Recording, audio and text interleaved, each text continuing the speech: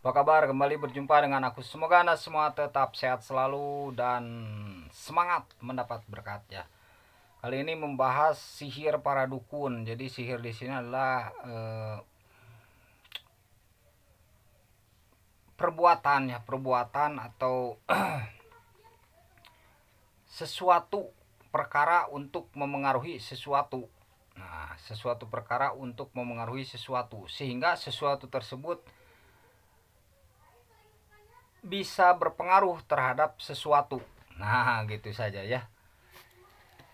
Jadi dipahami saja dan memang sudah pada paham tentang sihir ya, sihir. Kalau buat pengertian saya begitu sajalah. Sebab nanti sihir itu terbagi banyak gitu, rupa apa macamnya itu banyak ya. Nah, dukun di sini adalah jadi dukun itu sekarang kan terkadang jadi pengertiannya maknanya tuh selalu negatif ya. Jadi memang ada peralihan makna ya. Nah, tapi dalam konteks dukun di sini adalah berbeda dengan konteks pernah saya buat konten dukun ya. Pemaknaan dukun. Nah, berbeda dengan konten di sini pemaknaannya. Nah, kalau dukun di sini adalah seseorang yang membaca mantra-mantra saja, seseorang yang membaca mantra-mantra dengan cara dan teknik tertentu. Yang mana untuk tujuan tertentu. Nah, diantaranya untuk memengaruhi sesuatu terhadap sesuatu agar menjadi sesuatu. Nah, gitu saja ya. Nah, jadi ada orang-orang yang mungkin mudah terpengaruh oleh sihir para dukun ini. Jadi, nah sihir di sini adalah bisa dengan kata-kata. Nah, jadi kita juga harus apa? Antisipasi ya, karena pengaruh itu memang kebanyakan dari kata-kata. Bisa dari tatapan mata, bisa dari kata-kata, bisa pandai merangkai-rangkai kata kan itu ya. Dan memang setiap orang itu punya potensi untuk bisa memengaruhi, punya potensi. Ada yang bakat alami, ada yang dipelajari. Hanya potensi untuk memengaruhi dengan kata-kata itu bisa ada. Bisa nanti untuk memengaruhinya saat terdesak, bisa memang dia itu pekerjaannya tuh memengaruhi dengan kata-katanya. Ya sama saja itu juga memengaruhi dengan kata-kata.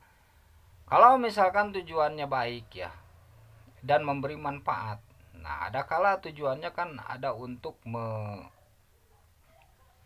gitu ya, memutuskan dua pasangan. Nah, kan jadi katanya dulu itu jadi dukun itu kan memang bertujuan bukan dukun lah, ahli sihir ya. Ahli sihir itu memang tujuannya itu untuk memisahkan, mencerai-beraikan dua pasangan. Nah, itu ya. Ada cara dan teknik tertentu untuk memisahkan pasangan tersebut gitu. Nah, sehingga banyak ditakuti dan diberi penghargaan bagi makhluk halus yang bisa memisahkan dua pasangan ya. Suami istri maksudnya bisa. Ada setan bisa memisahkan suami istri.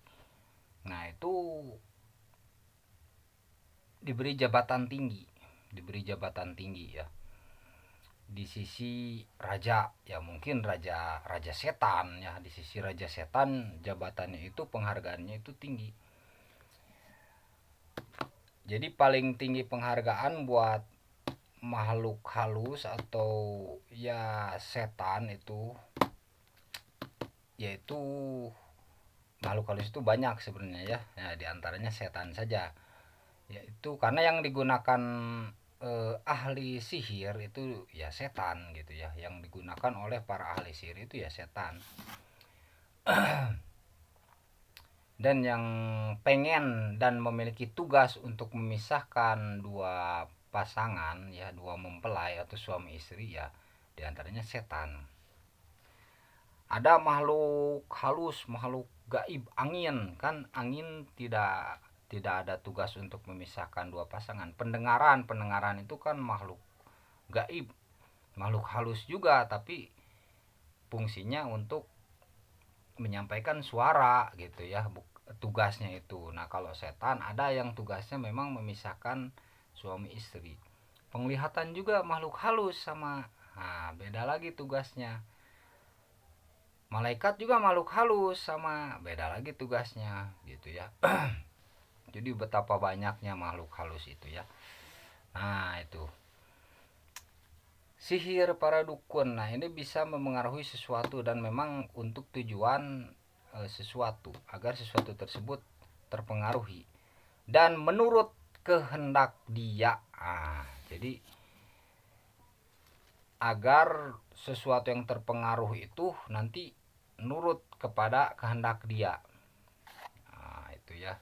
Jadi ini mesti punya antisipasi ya, punya antisipasi untuk menangkal itu gitu. Karena bukan saja seorang ahli, kadang yang biasa-biasa juga tidak terasa mempelajari yang begitu gitu ya. Mempelajari pengaruh-pengaruh, apakah itu dari kata-kata, apakah itu dari pandangan mata, apakah itu dari tulisan, ataukah dari yang lain-lain gitu ya. Sebab kan sarananya itu banyak, prasarananya juga banyak, prasarananya dan sarananya itu banyak gitu ya. Kadang kita tidak terasa mempelajari juga ilmu seperti itu.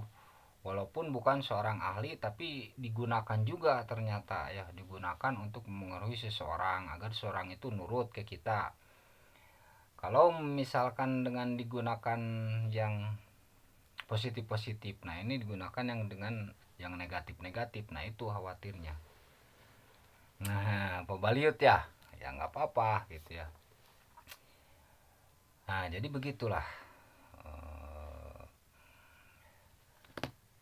sihir para dukun ya.